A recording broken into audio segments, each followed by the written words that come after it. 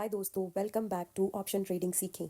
अगर आप चैनल पर पहली बार आए हैं तो प्लीज़ चैनल को सब्सक्राइब कर लीजिए और कुछ पिछली अच्छी वीडियोस स्क्रॉल करना मत भूलना ऑप्शन ट्रेडिंग के एक डिटेल्ड व्यू के लिए। चलिए हमारा आज का टॉपिक स्टार्ट करते हैं। ऑप्शन ट्रेडिंग हमने पहले भी बात की है। What is option trading?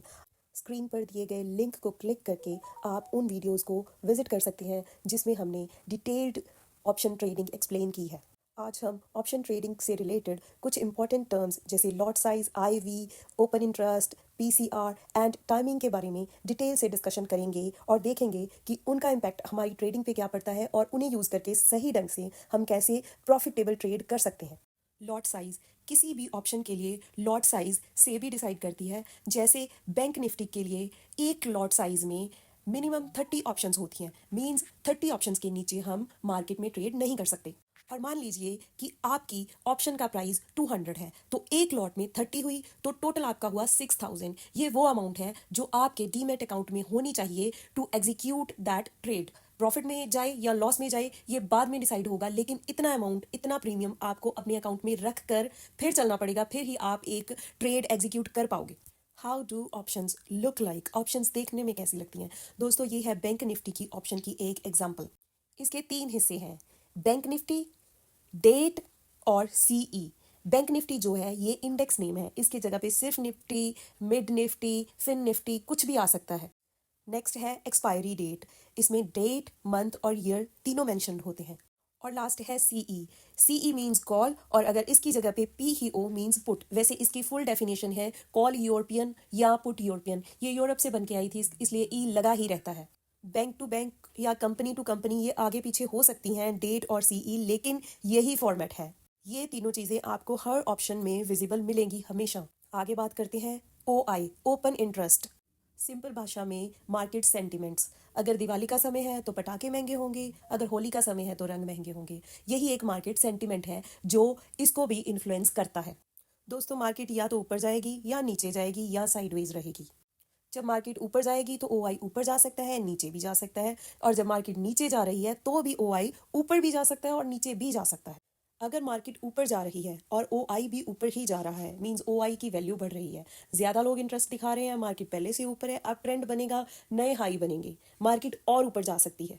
अगर मार्केट नीचे जा रही है लेकिन इंटरेस्ट बढ़ रहा है, मींस मार्केट नीचे जाने पर भी इंटरेस्ट बढ़ रहा है, तो डाउन ट्रेंड कंटिन्यू रहेगा और नए लोज बनेंगे, मार्केट और नीचे गिर सकता है। लेकिन अगर ओ आई कम होता है, डिक्रीज होता है, तो मार्केट रिवर्सल ले सकता है। रिवर्सल मींस अगर मार्केट ऊपर जा रही थी तो एक रेजिस्टेंस लेके नीचे आ सकती है, और अगर मार्केट नीचे आ रही थी, ऑलरेडी नीचे गिरती जा रही थी, तो एक सपोर्ट लेके वापस ऊपर जाना शुरू कर सकती है ड्यू टू ओ आई। अब बात करते हैं आईवी की। IV means implied volatility, simply movement predictor. IV की वैल्यू तब बढ़ती है जब मार्केट अनसर्टेन होता है। मान लीजिए सारे बैंक्स के स्टॉक्स ने प्रॉफिट डिक्लेयर किए, तो बैंक्स ने अच्छी परफॉर्मेंस दी। इस सूरत में आईवी जो अनसर्टेन नहीं है, हमें पता है कि bank Nifty will definitely grow, तो आईवी कम रहेगा। मार्केट तो वॉलेटाइल है ही, इसलिए आईवी की वैल्यू कुछ तो रहेगी, लेकिन जितना मार्केट ज्यादा अनसर्टेन रहेगा उतनी आईवी की वैल्यू बढ़ती जाएगी, और जितना मार्केट सर्टेन रहेगा उतनी लो होती जाएगी। जनरली 20 से अबव को हम हाई आईवी कहते हैं एंड बिलो 15 हम लो आईवी कहते हैं। लो आईवी मींस मार्केट जहां पे खुला, थोड़ी बहुत मूवमेंट देके वहीं पर ही क्लोज हो गया, और 15 से 20 हम नॉर्मल डेज कह सकते हैं। जब आईवी ज्यादा होता है तो ऑप्शंस की वैल्यू बढ़ जाती है। मान लीजिए जब आप दिवाली पर गए पटाखे लेने, तो हो सकता है पटाखे कम पड़े हों और ग्राहक ज्यादा हों और पटाखों की कीमत दुकानदार बढ़ा दे। लेकिन अगर आप होली वाले दिन पटाखे लेने जाओगे तो हो सकता है आपको पटाखे बहुत ही सस्ते मिल जाए। इसी तरह से मार्केट में अनसर्टेन सिचुएशन आने से ऑप्शंस महंगी हो जाती हैं, और आईवी बहुत लो हो जाने से, गिर जाने से वही ऑप्शंस अंडर वैल्यू भी हो सकती हैं कई बार। अगर आईवी ज्यादा हो तो बोथ प्रॉफिट्स एंड लॉसेज बड़े हो सकते हैं कंपेयर्ड टू जब आईवी नॉर्मल हो। लेकिन सही स्ट्रेटजीज और यूज से प्रॉफिट्स को मैक्सिमाइज किया जा सकता है। आईवी कुछ न्यूज़ और इवेंट से भी बढ़ सकता है, जैसे आरबीआई की कोई मेजर अनाउंसमेंट्स हुई हो, देश में वोटिंग हुई हो कि कहीं पर कोई रूलिंग पार्टी कहीं पर जीती हो, या कोई भी ग्लोबल बड़ी न्यूज़ आईवी को अफेक्ट कर सकती है। लेकिन ऐसी सिचुएशन में आईवी दोबारा सेटल हो भी जाता है, leaving buyers in huge losses sometimes. Next है VIX वॉलेटिलिटी इंडेक्स। जैसे IV है वैसे ही VIX है, लेकिन IV हमें एक पर्टिकुलर इंडेक्स के बारे में बताता है, इंडेक्स के बारे में अनसर्टेनिटी डिक्लेयर करता है, लेकिन VIX पूरी मार्केट की डिक्लेयर करता है, whole of Indian market. PCR put call ratio, ये एक मैथ के फॉर्मूले से कैलकुलेट किया जाता है, जिसमें OI of puts divided by OI of calls. तो आंसर आना चाहिए ईदर अबव 1 और बिलो 1। अगर PCR अबव 1 है तो मार्केट कैन बी बियरिश, क्योंकि पुट्स ज़्यादा हैं कंपेयर्ड टू कॉल्स, और अगर लेस देन 1 है तो मार्केट कैन बी बुलिश, क्योंकि कॉल्स में लोगों का ओपन इंटरेस्ट ज़्यादा है। लेकिन अगर PCR की वैल्यू ग्रेटर देन 1.3 चले जाती है तो हम सोच सकते हैं कि market is in an overbought condition and expect a fall. और अगर PCR 0.7 से गिर जाता है तो दैट मीन्स ओवरसोल्ड है and expect a reversal. Simply in 2 point से हम मार्केट में रिवर्सल एक्सपेक्ट कर सकते हैं सिचुएशन के according. Change in OI, change in OI is simply change in open interest. जो इंटरेस्ट लोगों का था वो अब है कि नहीं है। मान लीजिए कि बैंक निफ्टी की कॉल के 10 कॉन्ट्रैक्ट्स कल सेल हुए थे, लेकिन आज 5 क्लोज हो गए और उनमें से सिर्फ 5 रह गए, तो OI चेंज हो गया और 50% रह गया इन कॉल। चेंज इन OI हमें हेल्प करता है अंडरस्टैंड करने में कि जब हमने ट्रेड लिया था तब ओपन इंटरेस्ट क्या था, लेकिन अब हम जब किसी सिचुएशन में है, प्रॉफिट्स में है, लॉसेस में है, तो अब ओपन इंटरेस्ट क्या है, तो हमें डील अपनी क्लोज करनी चाहिए कि वेट करना चाहिए। OI हमारे फेवर में है कि अगेंस्ट जाना शुरू हो चुका है। नेक्स्ट बहुत ही इंपॉर्टेंट पार्ट है मार्केट टाइमिंग। दोस्तों ये सिर्फ इतना ही नहीं है कि 9 बजे मार्केट खुलती है और 3:30 बंद होती है। मार्केट का पहला फेस है प्री मार्केट सेशन, जो 9 to 9:15 होता है। इसमें बायर्स और सेलर्स के ऑर्डर्स मैच किए जाते हैं। मान लीजिए आज मार्केट बंद होने से पहले आपने एक ऑर्डर लगा दिया कि आज मार्केट 50,000 पे है तो मुझे ये कॉल 50,000 का 200 पे परचेज करना है, और तभी किसी सेलर ने भी लगा दिया 200 पे, तो मार्केट का कल का 50,000 का प्राइस 200 निकल सकता है, क्योंकि उसे उस प्राइस पे बायर भी मिल गया है और सेलर भी मिल गया है। इन्हीं एग्जीक्यूटेड कॉन्ट्रैक्ट्स के बेस्ड ही किसी भी इंडेक्स का ओपनिंग प्राइस डिक्लेयर होता है, और ये सारा काम 9 to 9:15 चलता है और 9:15 से मार्केट स्टार्ट हो जाती है। मार्केट का नॉर्मल ट्रेडिंग सेशन होता है फ्रॉम 9:15 to 3:30। आप इसमें ऑप्शंस बाय कर सकते हैं, सेल कर सकते हैं, अपनी पोजीशन क्लोज कर सकते हैं, अपनी पोजीशन शिफ्ट कर सकते हैं, स्टॉक्स खरीद सकते हैं, स्टॉक्स सेल कर सकते हैं, और नेक्स्ट डे के लिए तो आप कभी भी अपना कॉन्ट्रैक्ट लगा के छोड़ सकते हैं। ये नॉर्मल ट्रेडिंग सेशन आगे 4 हिस्सों में डिवाइडेड है।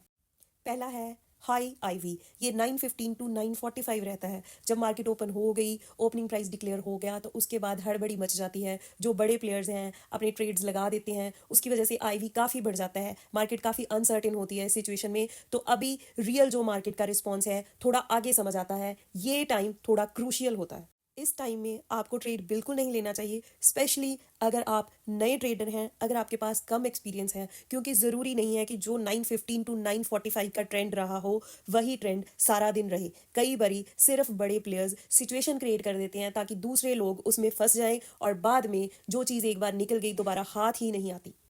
10 से 12 ट्रेंड फॉर्मिंग पीरियड होता है। इसमें मान लीजिए अगर ऊपर जा रहा है तो ऊपर ही जाएगा, जैसे कई बार ऐसे नहीं है कि मार्केट एक तरफ ही जाएगा 10 to 12। ऐसे तो कोई भी 10 को ले अपना कुछ भी बाय कर ले और 12 पे सेल कर दे, ऐसे तो नहीं पॉसिबल है, लेकिन ट्रेंड डिक्लेयर होता है फ्रॉम 10 to 12।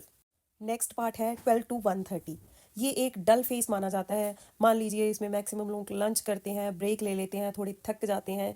ये पीछे से ही ऐसे ही चलता आ रहा है कि यही डल फेस माना गया है। इसमें कम से कम कॉन्ट्रैक्ट हो रहे होते हैं। 2 to 3:30 आ जाता है पावर जोन।